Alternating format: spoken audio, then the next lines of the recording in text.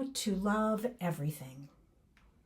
They say writers see the world twice, once through experience, once more through the re-experience of words. And maybe it is all in the re-envisioning.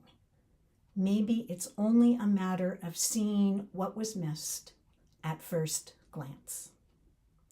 That is an excerpt from that poem, How to Love Everything, because I am talking about a workshop. Maybe I'm overselling that or overbilling that, but the point is that if you step back off of the curb, as the poem goes on to say, and take a second glance at things, it can create in you healing, poetry, all kinds of beautiful things.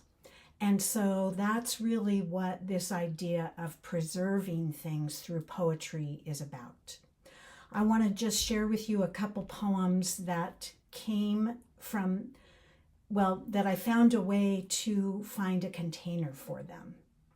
So there's a poem called Metronome, which is about my grandmother, who I didn't know very well, but there was something very consistent about her in my life.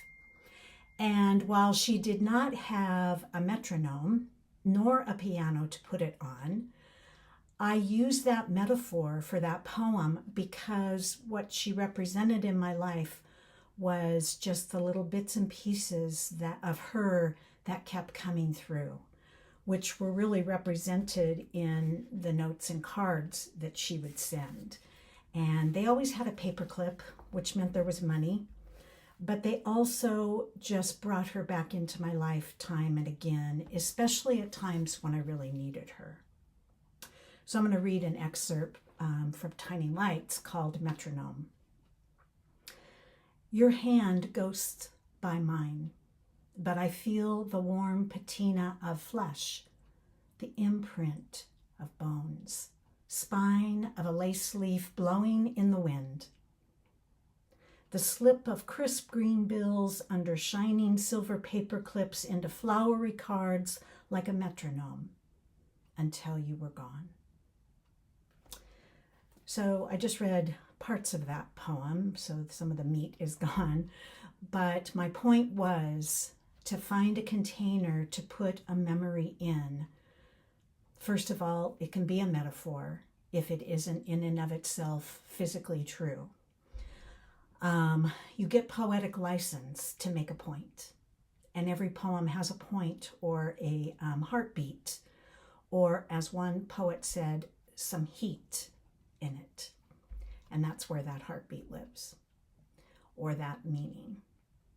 So to be able to narrow your life down to a moment, and as Padre Otuma said, I've repeated it many times, poetry doesn't try to tell the story of everything all at once.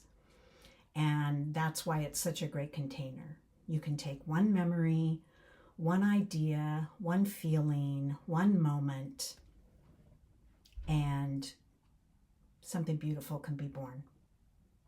So that's all I want to say for this number 2 in the workshop of how do you find a way to preserve poetry that can heal you, that can give you great delight, that can help you grieve or just continue down whatever your path is.